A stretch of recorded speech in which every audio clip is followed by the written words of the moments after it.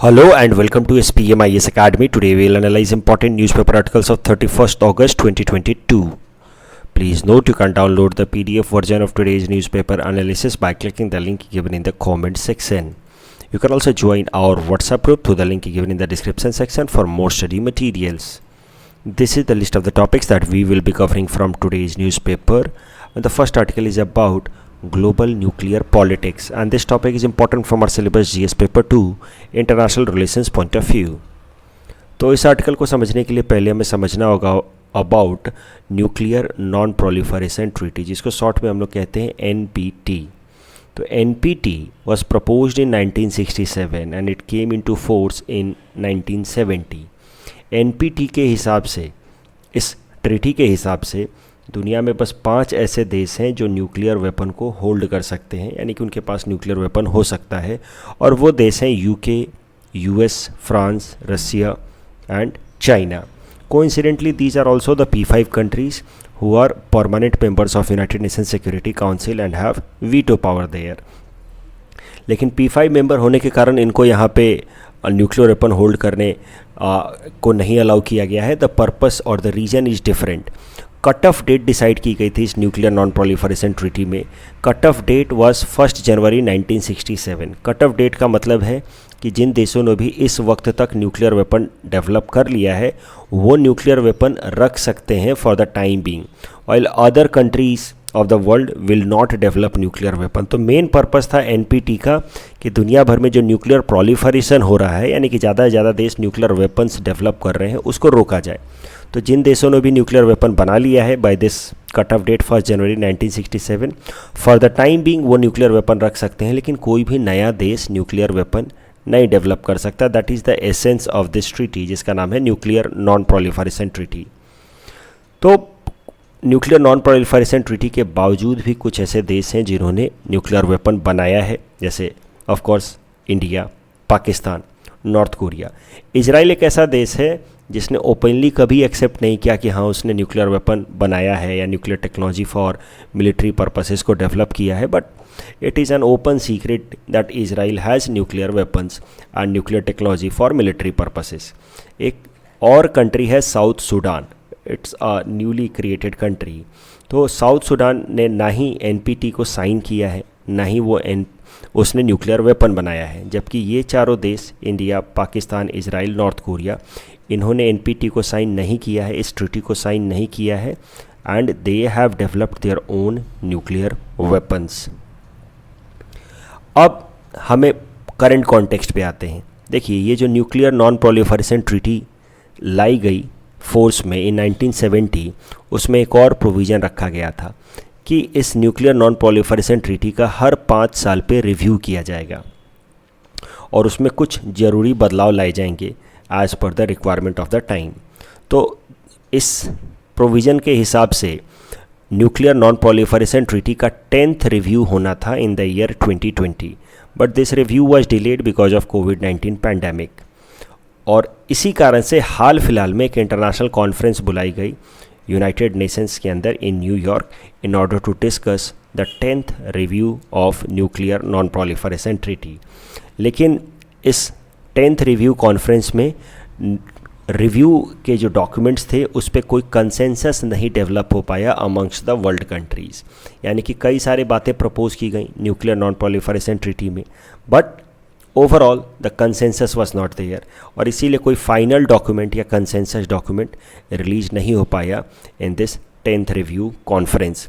तो जरा अब हम समझते हैं कि आखिर कौन कौन से ऐसे मुद्दे थे जहाँ पे दुनिया के अलग अलग जो कंट्रीज़ हैं, खासकर जो मेंबर कंट्रीज़ हैं NPT के, जो ये रिव्यू करने के लिए बैठे थे, उनके बीच में डिफरेंसेस क्रिएट हुए और जिस कारण से कोई कंसेंसस क्रिएट नहीं हो पाया. तो अगर हम ये डिफरेंसेस को समझ लेंगे कि किन किन मुद्दों पे इनके बीच में डिस्कशंस हुए और जिस कारण से ये लोग कोई कंसेंसस नहीं क्रिएट कर पाए, if we understand such differences then we will get to know a lot about global nuclear politics, जिससे हमें अगर न्यूक्लियर टेक्नोलॉजी पे फॉर मिलिट्री पर्पसेस पे अगर कोई सवाल आता है तो हमें आंसर लिखने में काफ़ी ज़्यादा मदद मिलेगी. तो let us see the major areas of contention that led to the failure of this 10th review conference. सबसे पहला आप देखें तो कंटेंशन है बिटवीन रसिया एंड US. इन दोनों देशों के बीच में कोई भी आजकल कंसेंसस बना पाना कठिन है, खासकर जब से रसिया यूक्रेन वॉर शुरू हुआ है।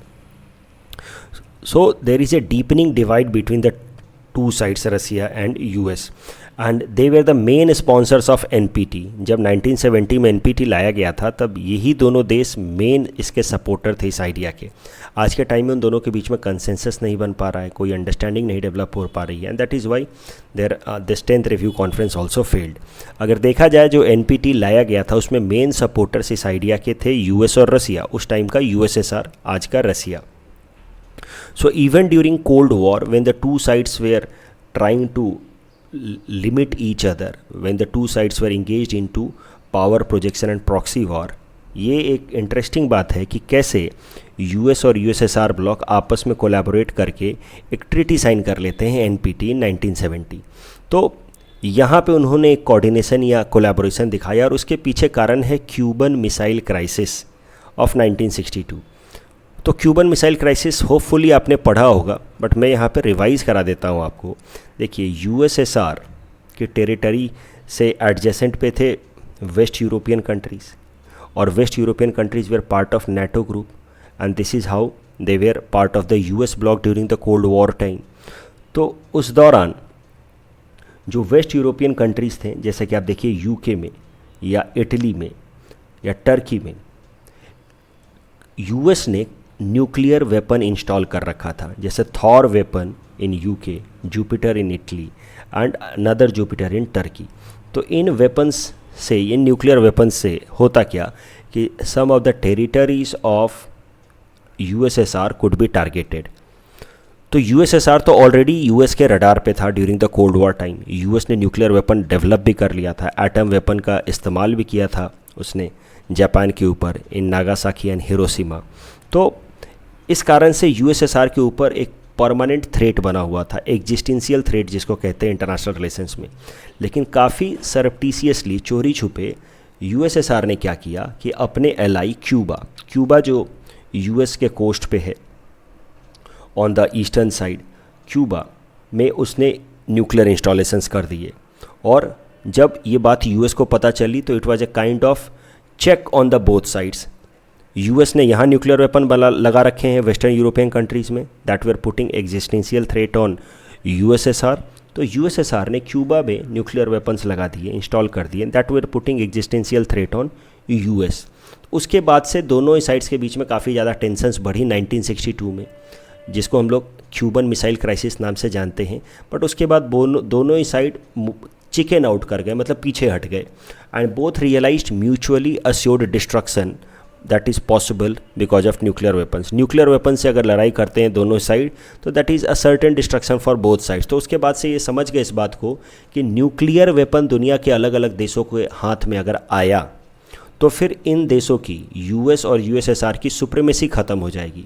और तब इन्होंने काफ़ी चतुराई से, despite in the phase of cold war when they were having hostility, इन्होंने काफ़ी चतुराई से इस मामले पे कोऑपरेशन दिखाया कि चलो एनपीटी अग्रीमेंट साइन करते हैं जिसमें जिन देशों ने अभी तक न्यूक्लियर वेपन बना लिया है, ठीक है, बाकी दुनिया के किसी देश को न्यूक्लियर वेपन डेवलप नहीं करने देंगे, कि जैसे ही दुनिया का कोई भी देश न्यूक्लियर वेपन डेवलप कर लेता है वो आपकी बराबरी में आ जाता है।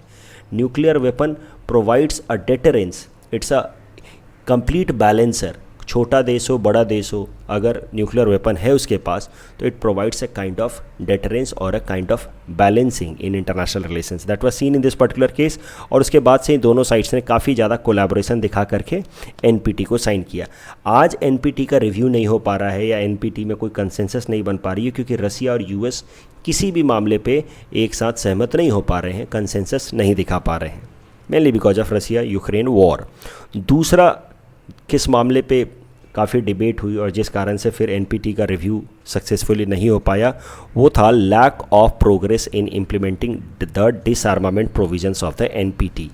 तो ये क्या बात है, ज़रा समझिए। देखिए, एनपीटी में मैंने आपको बताया the cut off date was 1 January 1967 कि जिन देशों ने भी तब तक न्यूक्लियर वेपन बना लिया है वो न्यूक्लियर वेपन रख सकते हैं, बट एनपीटी के प्रोविज़न के हिसाब से they can have nuclear weapon only for the time being, मतलब परमानेंटली वो न्यूक्लियर वेपन नहीं रखेंगे। बाकी देश न्यूक्लियर वेपन डेवलप नहीं करेंगे, और ये जो 5 देश हैं over a period of time they will also give up their nuclear weapon. That means Article 6 of the treaty says that each party of NPT will have a long-term goal of complete disarmament. तो मतलब short term में जो non nuclear weapon holding states हैं वो लोग nuclear weapon को बनाएंगे नहीं, लेकिन लॉन्ग टर्म में ये जो कंट्रीज़ हैं जिनके पास न्यूक्लियर वेपन है ये भी अपने अपने न्यूक्लियर वेपन को धीरे धीरे गिव अप करेंगे. And this is how the world will move towards complete डिसआर्मामेंट. लेकिन ऐसा हो नहीं रहा है. ये जो भी P5 कंट्रीज़ हैं ये अपने न्यूक्लियर आर्सेनल्स को और बिल्डअप करते जा रहे हैं. They are going for vertical and horizontal proliferation. तो इस कारण से जो नॉन न्यूक्लियर वेपन स्टेट्स हैं in NPT they are criticizing these P5 countries कि there is no progress in implementing the concept of disarmament that is written in article 6 of this treaty. तो उल्टा डिसआर्मामेंट के तरफ बढ़ने के बजाय, यानी कि धीरे धीरे अपने न्यूक्लियर आर्सेनल्स को घटाने के बजाय, ये जो कंट्रीज हैं they are building upon their nuclear weapons, they are engage into proliferation. तीसरा जो ये non nuclear weapon holding countries हैं जो NPT के सिग्नेटरीज हैं, इनको एक तरीके का लर्निंग लेसन मिला है from Russia Ukraine war. Ukraine एक ऐसा देश है जिसने NPT साइन कर रखा है लेकिन उसके पास न्यूक्लियर वेपन नहीं है. USSR का जब पार्ट था यूक्रेन तब उसके पास न्यूक्लियर वेपन था, बट जब जैसे ही USSR डिसइंटीग्रेट हुआ यूक्रेन ने अपना न्यूक्लियर वेपन गिव अप कर दिया. तो अब यूक्रेन एक ऐसा देश है, उसने 1994 में NPT को साइन किया. तो यूक्रेन एक ऐसा देश है जो NPT का सिग्नेटरी है लेकिन उसके पास अपना खुद का न्यूक्लियर वेपन नहीं है. और जब ये लड़ाई शुरू हुई रसिया और यूक्रेन के बीच में, तो अर्ली फेज में, जब लड़ाई के अर्ली फेज में रसिया के प्रेसिडेंट व्लादिमीर पुतिन बार बार थ्रेटन कर रहे थे यूक्रेन को कि over a period of time अगर ये वॉर जल्दी ख़त्म नहीं हुआ और यूक्रेनियन प्रेसिडेंट जेलेंस्की रसिया की बात नहीं मानते हैं तो फिर रसिया को मजबूरी में न्यूक्लियर वेपन का भी इस्तेमाल करना पड़ेगा. मतलब व्लादिमीर पुतिन कंसिस्टेंटली और frequently use nuclear threat against Ukraine. वो बात अलग है कि बाद में उन्होंने न्यूक्लियर थ्रेट का इस्तेमाल करना बंद कर दिया, न्यूक्लियर थ्रेट का बार बार जिक्र नहीं कर रहे थे, लेकिन अर्ली फेज में वो बार बार कर रहे थे. तो ये एक तरीके का आई ओपनर है, एक लेसन है वो सारे NPT सिग्नेटरी कंट्रीज़ के लिए जो नॉन न्यूक्लियर वेपन होल्डिंग है कि आज तो हमने साइन कर दिया कि हम अपना न्यूक्लियर वेपन नहीं बनाएंगे, और ये जो न्यूक्लियर होल्डिंग कंट्रीज़ हैं ये हमें थ्रेटन करते हैं कि हम तुम्हारे खिलाफ न्यूक्लियर वेपन का इस्तेमाल कर सकते हैं अगर कोई कन्फ्लिक्ट हुआ तो, और ये खुद का न्यूक्लियर वेपन घटा नहीं रहे हैं. So this is how it is an eye opener. और यहाँ पे जो non nuclear weapon holding states हैं वो बार बार अब दबाव दे रहे हैं न्यूक्लियर होल्डिंग स्टेट्स को कि आप डिसआर्मामेंट करें, क्योंकि रसिया के थ्रेट के बाद से एक बात पता चल गई कि कोई भी दुनिया में देश सुरक्षित नहीं है. उसके अलावा the fourth area of dissension या contention was China's campaign against AUKUS agreement. तो ऑकस अग्रीमेंट क्या है, जिसको कभी कभार AUK-US अग्रीमेंट भी कहते हैं या ऑकस अग्रीमेंट भी कहते हैं. ये सितंबर 2021 में 3 देशों के बीच में, ऑस्ट्रेलिया, UK और US के बीच में साइन हुआ. और इस अग्रीमेंट के हिसाब से UK और US ने ऑस्ट्रेलिया को न्यूक्लियर पावर्ड सबमरीन्स कुछ दिए. तो this is how as per this agreement, that is a trilateral agreement between Australia, UK and US. UK and US will help Australia to develop nuclear powered submarine. ध्यान दीजिएगा ये nuclear powered submarine है, nuclear arsenal वाला submarine नहीं है. तो nuclear arsenal वाला submarine कैसा होगा कि जिस सबमरीन से हम लोग न्यूक्लियर वेपन अटैक कर सकते हैं, जिस सबमरीन से न्यूक्लियर वेपन का इस्तेमाल करते हुए हम अटैक कर सकते हैं, वो होगा न्यूक्लियर आर्सेनल सबमरीन. जबकि न्यूक्लियर पावर्ड सबमरीन का सरल सा मतलब है कि इस सबमरीन को जो एनर्जी मिल रही है वो न्यूक्लियर एनर्जी से मिल रही है. तो न्यूक्लियर पावर्ड सबमरीन जो होता है वो कन्वेंशनल सबमरीन्स, जिनको हम लोग डीजल इलेक्ट्रिक सबमरीन्स कहते हैं, उसके तुलना में ज़्यादा पावरफुल होता है, क्वाइट तरीके से चलता है, जिसके कारण उसको ट्रेस कर पाना कठिन होता है. बट इसका मतलब ये नहीं है कि न्यूक्लियर आर्सेनल या न्यूक्लियर अटैक करने के कैपेबल है, ऐसा नहीं है. तो मुद्दा यह है कि AUK-US अग्रीमेंट इन 3 देशों के बीच में साइन हुआ सितंबर 2021 में. चाइना उसको प्रोटेस्ट कर रहा है. चाइना के हिसाब से this AUK-US agreement is violation of NPT. वो बात अलग है कि दुनिया के कई सारे देशों ने कहा कि how can this be violation of NPT. Australia को कोई न्यूक्लियर वेपन तो मिला नहीं है, न्यूक्लियर आर्सेनल तो मिला नहीं है। Australia is using this submarine for the purpose of और using this nuclear energy for the purpose of running the submarine. तो NPT does not specifically limit the concept of nuclear naval propulsion. तो nuclear naval propulsion का मतलब है कि nuclear powered submarine. अब यहाँ को इस एरिया को लेकर के थोड़ा डिस्प्यूट हो गया है, ध्यान से समझिएगा। एनपीटी कहता है कि कोई भी न्यूक्लियर वेपन का इस्तेमाल नहीं करेगा, तो वहाँ पे सोच ऐसी थी कि न्यूक्लियर वेपन मतलब न्यूक्लियर आर्सेनल्स, जिससे सीधा सीधा एटम बम का इस्तेमाल कोई नहीं करेगा। अब चाइना कह रहा है कि आप न्यूक्लियर टेक्नोलॉजी का इस्तेमाल मिलिट्री पर्पस के लिए तो कर ही रहे हैं, इस पर्टिकुलर केस में सबमरीन को न्यूक्लियर एनर्जी से चला करके, तो कहीं ना कहीं आप एनपीटी को वायलेट कर रहे हैं। You are using nuclear energy for military purpose and this is how it is violation of NPT, because Australia as per NPT can not have nuclear weapon. अब यहाँ पे लेकर के एम्बिग्विटी है कि कोई देश अगर nuclear submarine, nuclear powered submarine भी चलाता है तो क्या वो एनपीटी का वायलेशन माना जाएगा या नहीं माना जाएगा। चाइना कहता है बिल्कुल माना जाना चाहिए, बाकी सारे देश कह रहे हैं कि नहीं नहीं, जब तक न्यूक्लियर वेपन या फिसाइल मटेरियल सीधा सीधा एनर्जी के फॉर्मेट में ना इस्तेमाल किया जाए, एज ए बम के फॉर्मेट में ना इस्तेमाल किया जाए, उसको एनपीटी में काउंट नहीं किया जाना चाहिए एज मिलिट्री पर्पस। तो ये डिस्प्यूट है।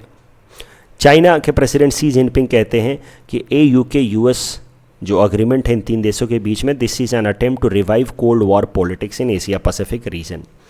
तो ये है ओवरऑल न्यूक्लियर एनर्जी से related global politics, military nuclear energy से लेकर के रिलेटेड ग्लोबल पॉलिटिक्स। इस टॉपिक के बेसिस पे UPSC ने 2015 में क्वेश्चन पूछा था in its prelims exam. Please attempt this question and you can submit the answer in the comment section. The next article is about India-Bangladesh Joint River Commission. So, India-Bangladesh Joint River Commission. Just wait for a moment. Try to reload.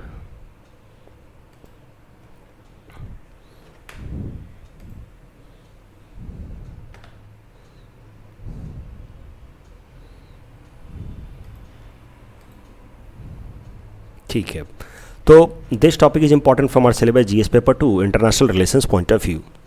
तो भारत और बांग्लादेश के बीच में 54 ऐसे reverse हैं जो riparian reverse हैं, मतलब इंडिया और बांग्लादेश उसको शेयर करते हैं, या फिर ट्रांस बाउंड्री रिवर्स आप कह सकते हैं इसको। तो मतलब कई सारी नदियाँ हैं, तो नेचुरली कई सारी नदियों के वाटर शेयरिंग को लेकर के भी डिस्प्यूट के चांसेस हैं। तो इस तरह के डिस्प्यूट ना हो दोनों देशों के बीच में, इसके लिए 1972 में ही, यानी कि बांग्लादेश बनने के बिल्कुल एक साल बाद ही, दोनों ही देशों ने कमीशन सेटअप किया एज पर एन एग्रीमेंट। इस कमीशन का नाम रखा गया India Bangladesh joint reverse commission. तो ये रिवर कमीशन का काम क्या होता है, टाइम टू टाइम ये मीटिंग करते हैं और जिस भी रिवर के वाटर शेयरिंग को लेकर के डिस्प्यूट है, उस रिवर के वाटर शेयरिंग को लेकर के अग्रीमेंट साइन करते हैं ताकि डिस्प्यूट को रिजॉल्व किया जा सके। तो अभी तक 7 रिवर्स हैव बीन आइडेंटिफाइड जिनके वाटर शेयरिंग को लेकर के डिस्प्यूट है और उस पर टाइम टू टाइम नेगोशिएशंस होती हैं। हाल फिलहाल में 8 और नदियों को ऐड कर दिया गया इस लिस्ट में जिसमें नेगोशिएशन किया जा सके for the purpose of water sharing. हाल फिलहाल में आप देख सकते हैं 38th meeting of ministerial level joint river commission was held, जिसमें कुछ इंपॉर्टेंट फैसले लिए गए हैं जिनको हम आगे देखेंगे। जॉइंट रिवर कमीशन की वाली जो बात है इसको अच्छे से याद रखिएगा आप। अगर कोई भी आंसर आप इंटरनेशनल रिलेशंस में लिख रहे हैं इंडिया बांग्लादेश रिलेशंस पे, तो वहाँ पे आप मेंशन कर सकते हैं this as one positive aspect of India Bangladesh relations. Joint river commissions के अगर आप अचीवमेंट्स को देखें over a period of time, 1972 में इसको बनाया गया। 1975 में जो सबसे बड़ा जो डिस्प्यूट था इंडिया बांग्लादेश के बीच में वाटर शेयरिंग को लेकर के था, वो था गंगा रिवर को। गंगा रिवर के ऊपर इंडिया फरक्का बराज बनाना चाहता था, फरक्का डैम बनाना चाहता था इन वेस्ट बंगाल, जिसको लेकर के बांग्लादेश में थोड़े डिस्प्यूट्स आ रहे थे। तो बांग्लादेश ने अलाउ किया इंडिया को to develop Farakka dam and divert some water from Ganga river for the time period, for a certain time period. लेकिन इसको लेकर के बांग्लादेश के पॉलिटिक्स में काफ़ी ज़्यादा टर्बुलेंस आया। जो उस टाइम की सरकार थी उसको माना गया कि वो प्रो इंडिया है और फिर उस सरकार के खिलाफ काफ़ी ज़्यादा प्रोटेस्ट होने लगे। तो this is how India Bangladesh relations जो स्टार्टिंग से काफ़ी अच्छी तरीके से शुरुआत हुए 1971 में, तो इंडिया ने ही बांग्लादेश के क्रिएशन में मदद की।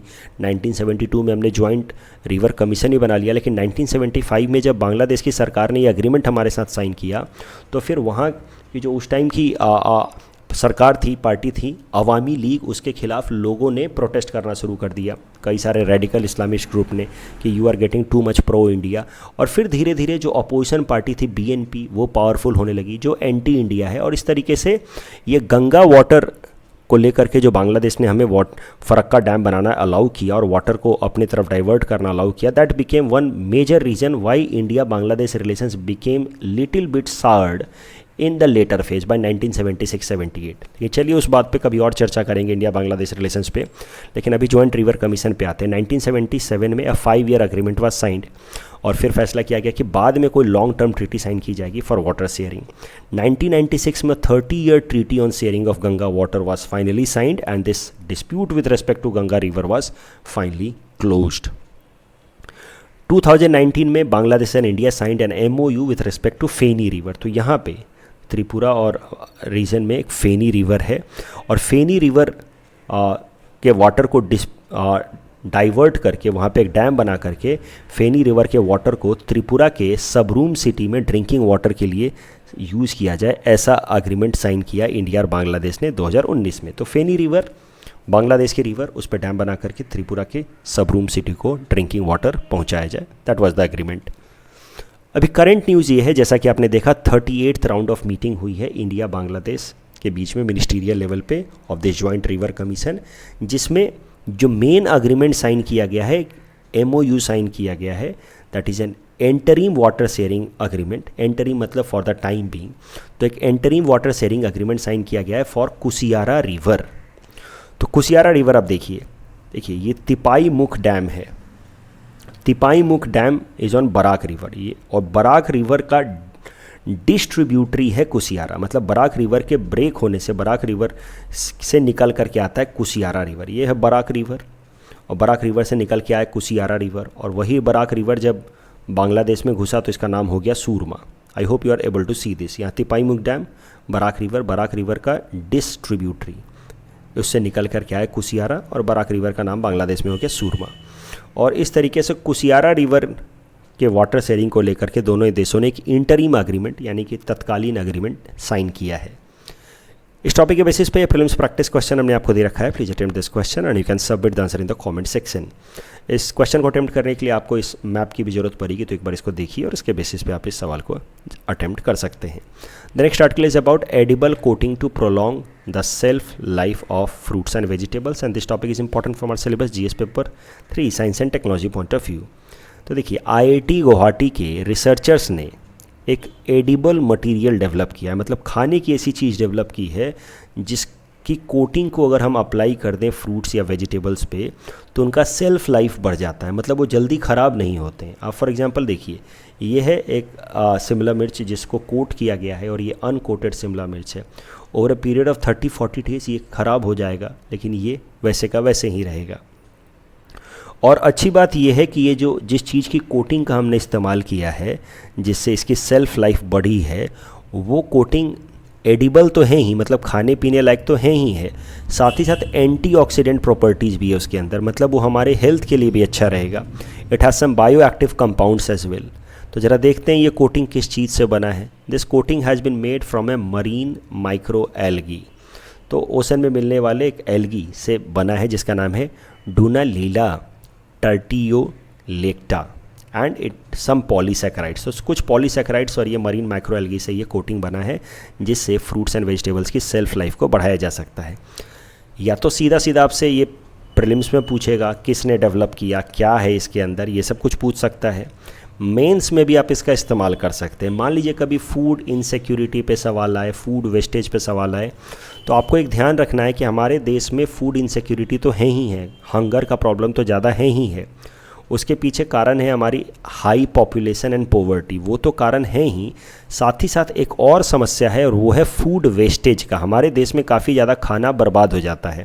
तो as per food waste index report of 2021 published by United Nation Environment Programme, हमारे देश में लगभग 40% खाना बर्बाद हो जाता है। और खाना बर्बाद होने के पीछे दो मुख्य कारण हैं। पहला है हॉट एंड ह्यूमिड क्लाइमेट। हमारे देश का जिस तरह का क्लाइमेट है वहाँ पे बैक्टीरियल एक्टिविटीज़ ज़्यादा होती हैं और बैक्टीरियल एक्टिविटीज़ ज़्यादा होने के कारण खाना जल्दी ख़राब होता है। यही एडवांटेज है यूके को या यूएस को, वहाँ पे टेम्परेट क्लाइमेट के कारण खाना जल्दी ख़राब नहीं होता है, तो इनका फूड वेस्टेज कम होता है। तो पहला कारण है हॉट एंड ह्यूमिड क्लाइमेट। अब इसका तो हम कुछ कर नहीं सकते। दूसरा कारण है हमारे देश में फूड वेस्टेज हाई होने का lack of cold storage facilities. तो कम से कम इस केस में अब हॉट एंड ह्यूमिड क्लाइमेट को तो हम कुछ बदल नहीं सकते, लेकिन कम से कम ये जो कोटिंग हमने डेवलप की है एडिबल कोटिंग, इसकी मदद से जो फूड वेस्टेज का प्रॉब्लम है वो कुछ हद तक कम किया जा सकता है। That is how you can use this idea in mains if any question comes on food insecurity और food wastage. The next article is about patriarchal mindset of the legal system, and this topic is important from our syllabus GS paper 2 Indian polity, especially judiciary point of view, GS paper 3 ethics and integrity. It is also important for political science optional students. तो इसमें कुछ political science के ideas भी discuss करेंगे. जरा देखते हैं current news देखते हैं. तो हाल फिलहाल में केरला के एक सेशन कोर्ट ने, यानी कि वहाँ की क्रिमिनल डिस्ट्रिक्ट लेवल पे जो क्रिमिनल कोर्ट होती है, केरला के एक सेशन कोर्ट ने वहाँ के एक मलयाली राइटर जिनका नाम है सिविक चंद्रन, उनको एक केस में एंटीसिपेटरी बेल दे दिया. The case was with respect to sexual harassment of a woman. Court ने क्या कह के ये एंटीसिपेटरी बेल दिया वो भी ज़रा देखते हैं. तो कोर्ट ने कहा कि the section 354A of IPC that deals with assault or criminal force to woman with intent to outrage her modesty. मतलब ये जो सेक्शन 354A है वो सेक्सुअल हरासमेंट के केस में अप्लाई होता है ऑफ आईपीसी. तो कोर्ट ने कहा कि ये जो सेक्शन 354A है that applies in the case of sexual harassment is not a prima facie attracted when the de facto complainant was dressed in sexually provocative manner या प्रोवोकेटिव ड्रेसेस. सरल भाषा में कहें तो ये जो सेक्शन 354A है ये वैलिड नहीं होगा अगर जो कंप्लेनेंट गर्ल है उसका ड्रेसिंग सेंस सेक्सुअली प्रोवोकेटिव था. और इस केस में कोर्ट ने ऐसा माना है कि द गर्ल का ही सेक्स ड्रेस जो है वो प्रोवोकेटिव था और इस कारण से जो अक्यूज्ड है उसको उन्होंने बेल दे दिया. बेल दिया है, पूरी तरह से उनको अक्विटल नहीं दिया है, बरी नहीं किया है, लेकिन बेल दिया है. वो भी एक बड़ी बात है जिस कारण से पूरे देश भर में इस जजमेंट को क्रिटिसाइज़ किया जा रहा है. It has raise the issue of prevailing patriarchy. आखिर हमारे लीगल सिस्टम में भी इतनी पैट्रियार्की है. There is so much struggle for women even in our legal system which has been so much formally designed. तो सोचिए सोसाइटी जो informal structure है उसमें कितना स्ट्रगल होगा वुमेन के लिए. So this is how many legal advisors or legal experts are saying कि victim shaming and blaming have to be effaced. If a man has assaulted a woman, there cannot be a chance that woman has by her actions or dressing has been responsible for attack on herself. उसकी choice है वो जिस तरह की dress पहनना चाहे. तो legal system में इतने सारे प्रॉब्लम्स हैं that are faced by women. For example क्या मेन चैलेंजेज हैं जो लीगल इंफ्रास्ट्रक्चर के अंदर भी वीमेन को फेस करना पड़ता है. लीगल इंफ्रास्ट्रक्चर मतलब कोर्ट या पुलिस स्टेशन के अंदर भी वीमेन को फेस करना पड़ता है. That is lack of gendered work space. Gendered work space का मतलब है कि एक ऐसा वर्क स्पेस जो मेल और फीमेल दोनों के लिए इक्वली वेलकमिंग हो. ऐसा वर्क स्पेस नहीं मिलता है. क्या आपको लगता है कि पुलिस स्टेशन में एक वीमेन के लिए काम करना सरल होगा? Not at all. तो जो हमारा लीगल सिस्टम है या लीगल इंफ्रास्ट्रक्चर है that is not welcoming for women employees. Forget about the victims. अगर विक्टिम जाते हैं वहाँ पे कुछ कंप्लेन करने के लिए इन पुलिस या फिर कोर्ट में जाते हैं तो they often have to face discrimination, many a time some verbal abuses. कोई कुछ ना कुछ तो बोल ही देता है कि तुम्हारी हरकतें अच्छी नहीं होंगी तभी तो तुम्हें झेलना पड़ा है. So these are the practical problems faced by women in legal infrastructure.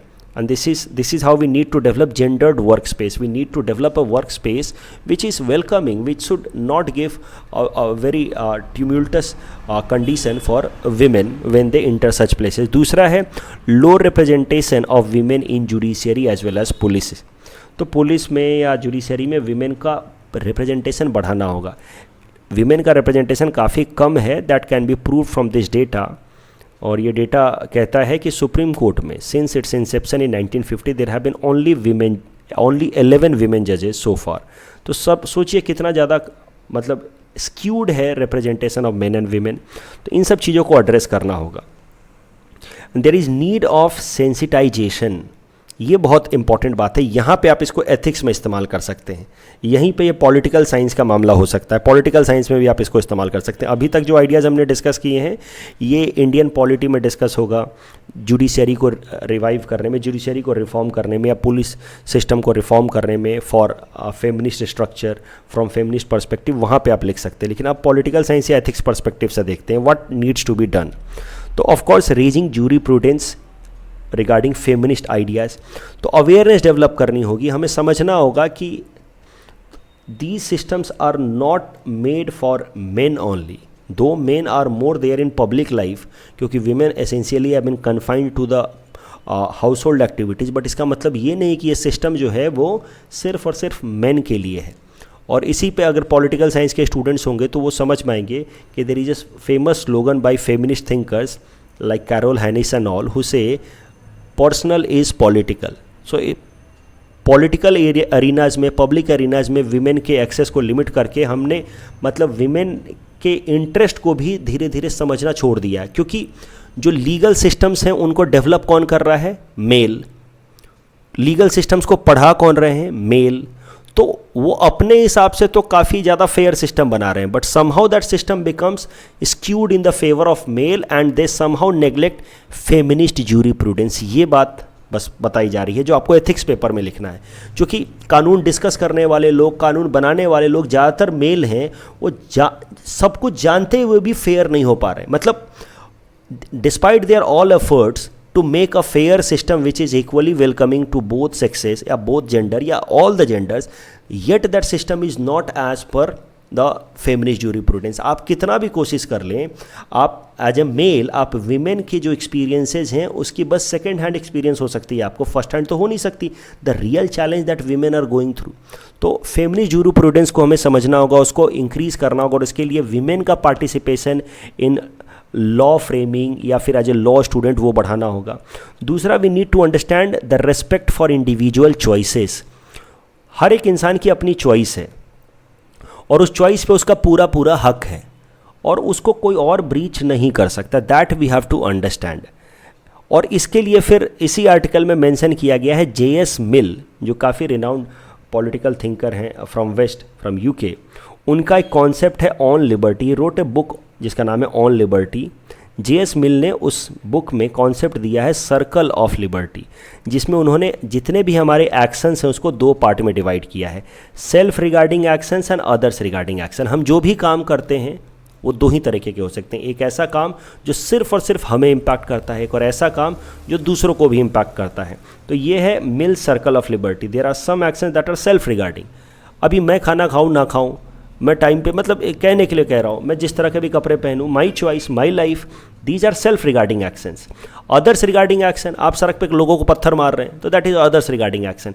तो अदर्स रिगार्डिंग एक्शन में लिमिटेशन लगाने का हक है सरकार को, पुलिस को, लेकिन सेल्फ रिगार्डिंग एक्शन में लोगों किसी को भी हक नहीं है हमारे एक्शंस को लिमिट करने का। इस एरिया में हमारी पूरी आज़ादी होनी चाहिए। और इस पर्टिकुलर केस में आप देखिए जो ड्रेसिंग सेंस है that is self regarding act. इस वुमेन की मर्जी है, वो जैसा मन करे वैसा ड्रेस पहने। Who are you to tell her कि no no this dress is not appropriate and that is why I am entitled to engage into any kind of sexual harassment? That is not justifiable. This is self-regarding action, whatever dressing sense the women want to adopt. The next article is about sea cow dugong that has functionally went extinct in China. This topic is important from our syllabus GS paper 3 environment point of view. Sea cow ये एक तरीके का आप समझिए marine animal है which is a mammal which is mainly found in the warm latitudes of Indian and Western Pacific Oceans. It is the only herbivorous mammal that is strictly marine. तो मतलब ocean में रहने वाला और सिर्फ ocean में रहने वाला ही अकेला हर्बीवोरस मैमल है। अगर इसकी बात की जाए तो sea cow dugong is categorized as vulnerable in IUCN red list. It has given highest protection, it has been given highest protection that is schedule 1 protection under wild life protection act of 1972 and it is also state animal of Andaman Nicobar islands. News में क्यों आया ये? तो माना जा रहा है, researchers ने हाल फिलहाल में एक रिपोर्ट पब्लिश करके कही है कि चाइना का जो कोस्टल एरिया है वहाँ पे सी काऊ डुगोंग पूरी तरह से एक्सटिंक्ट हो गए, फंक्शनल तरीके से एक्सटिंक्ट हो गए हैं। सी काऊ डुगोंग को उन एरियाज़ में 2008 से नहीं देखा गया है और फंक्शनल एक्सटिंक्ट होने का मतलब ये है कि उनकी अगर वहाँ पे पॉपुलेशन होगी भी, वैसे तो 2008 से देखा नहीं गया, लेकिन अगर वहाँ पॉपुलेशन होगी भी तो वो पॉपुलेशन इतनी कम हो चुकी है कि वो अब अपनी पॉपुलेशन को दोबारा रिवाइव करके वो उस एरिया में थ्राइव नहीं कर सकते। तो धीरे धीरे उनकी अगर थोड़ी बहुत जनसंख्या होगी भी तो वो खत्म हो जाएगी। That is the meaning of functional extinction. And sea cow dugong has gone completely extinct और functionally extinct in the coastal region of China. ये न्यूज़ था।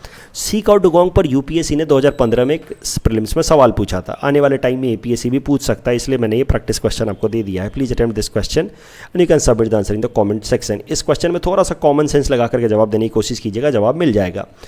कल जो हमने आपको प्रैक्टिस क्वेश्चन दिया था उसका आंसर देख लेते। 30/30 target by high ambition coalition by people of nature, that is absolutely correct, but it is an informal group, not an initiative of IUCN, so the correct answer is option A. Artemis 1 is a manned mission of NASA only, not ESA. European Space Agency नहीं है इसमें, तो first statement is wrong. It will be the first in the series of increasingly complex mission of building long-term human presence in the moon. That is right. That's all from our side for today. Thanks for watching.